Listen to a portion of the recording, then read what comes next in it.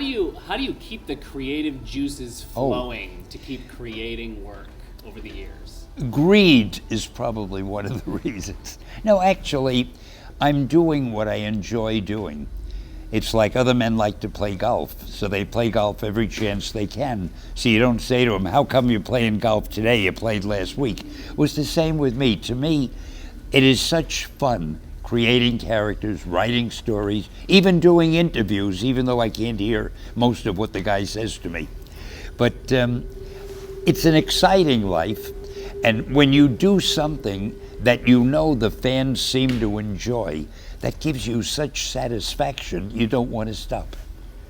Is there something you do to overcome when you're stuck on something and the creative juices aren't flowing and you're saying, I have to come up with an idea? What's that thing you do? Believe it or not, I almost never have been stuck on anything. Writing comes very easily to me. Everything else in the world is tough, but writing, I don't have any problem with that. I can't write fast enough to keep up with the things I want to say. So you've been around for so Forever. long. Not forever. So what's the secret to a long life? I have no idea. To me, it's still been a short life. I hope it goes on a lot longer. But I think being interested in what you're doing. I know my father, the poor guy, it was during the Depression, and he was out of work most of the time. So his life was shorter, and it was because there was nothing really that he was doing that could interest him. But I think if you do what really excites you, it just keeps you going as long as possible. A lot of your life, a lot of in your work, you seem to have broken ground by bucking trends or going against the grain. Can you speak about that a little bit and tell me how important you think that is to being successful? Well, I didn't consciously try to buck trends. What I tried to do was write the kind of stories I would want to read. And sometimes I had to buck a trend to do that. For example, I like dialogue. I feel the more you know, the more you hear what a person says, the more you get to know that person. So I like to put a lot of dialogue in my stories.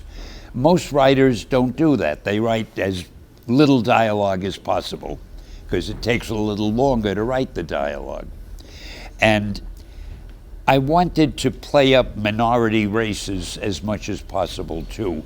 I felt there isn't enough of that in comics or in the world.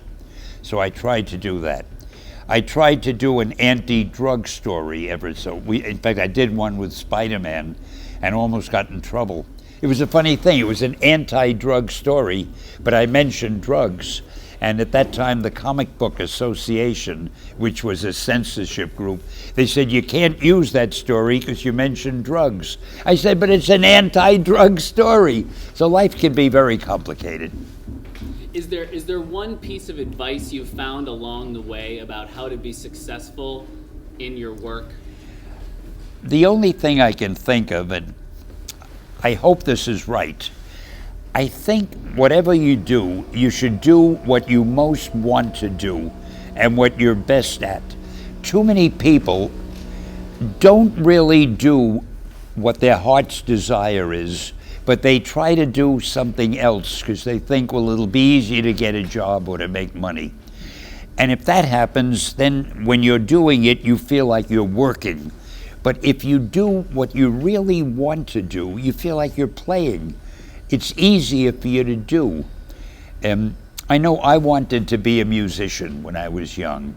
I'd listen to the radio, I'd hear the big bands, and I'd say, damn, I'd like to be a band leader like Tommy Dorsey. But I had no talent for it. If I had wasted time trying to be a musician, I'd have either been a failure or I'd have been just an ordinary musician. But I love writing also, and it came easier to me.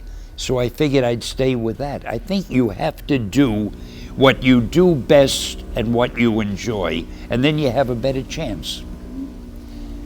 How were you able to, or what were your techniques you used along the years to make sure that you were so busy with the comics and you were working probably all the time. How did you balance work and life?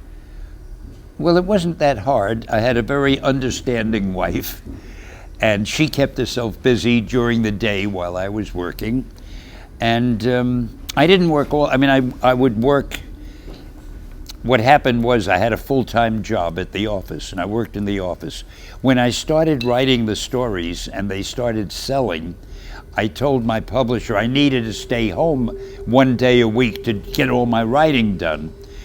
Later, I said, I got to stay home 2 days a week. Finally, I was staying home 3 days a week to write, and I went into the office 2 days a week to do my editing and art direction. But it was always in the daytime. I was free at night. Luckily, I was a fast writer. So by 5 or 6 o'clock, I was through writing the book. And then my wife and I would go out to dinner or to a movie or whatever. And it really was a good arrangement. There was no problem. So you've been around for so long. You've done so much work. I'm sure you've made mistakes along the way. What was one of your biggest mistakes, and how do you deal with failure? How I deal with failure? Nothing has really failed that much. I've been very lucky. As far as mistakes, I've made a million of them. I never tried, when I wrote these stories, I never thought to myself, gee, I ought to try to copyright something myself and own it.